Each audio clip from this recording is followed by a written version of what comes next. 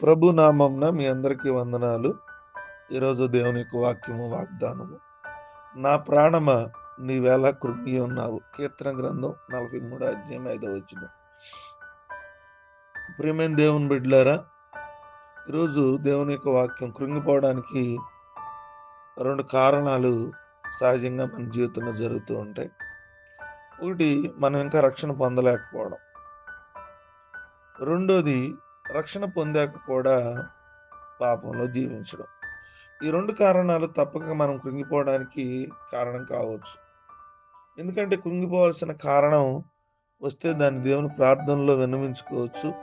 మన అవసరాలన్నిటి గురించి, కష్టాలన్నిటి గురించి, శ్రమలన్నిటి గురించి దేవుని శక్తిలో, ప్రేమలో మనకున్న విశ్వాసాన్ని ఉపయోగించి ఆదరణ పొందవచ్చు. దేవుని యందు నిరీక్షణ ఉంచుకోవచ్చు.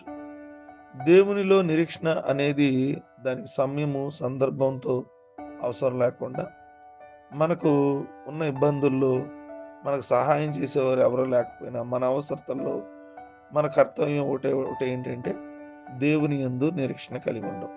అది ఎప్పుడు నిరర్ధకం కాకుండా దేవుని దృష్టికి అనుకూలమైన కాలంలో మనకు సహాయం చేస్తాడు. ప్రియమైన దేవుని బిడ్డలారా, ఇంకా సహాయం రావడం అసాధ్యం అనుకున్నప్పుడు సహాయం వచ్చేసింది.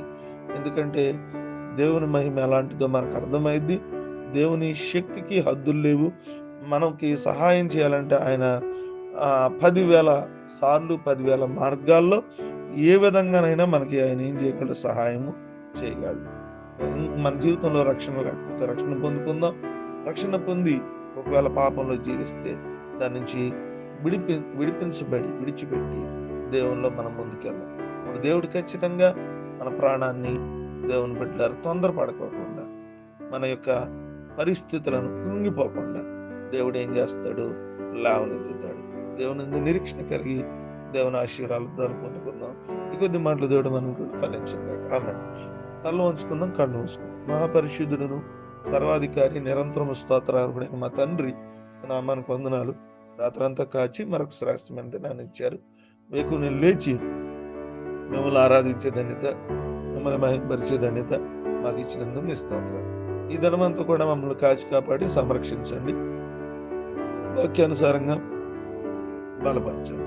వాక్యం ద్వారా మాతో మాట్లాడారు. మేము కృంగిపోకుండా సహాయం చేయండి. కృంగిపోవడానికి గల లోపాలు, కృంగిపోకుండా ఉండడానికి గల పరిస్థితులు మీరు మాతో బలపరిచినందుకు మీ స్తోత్రం.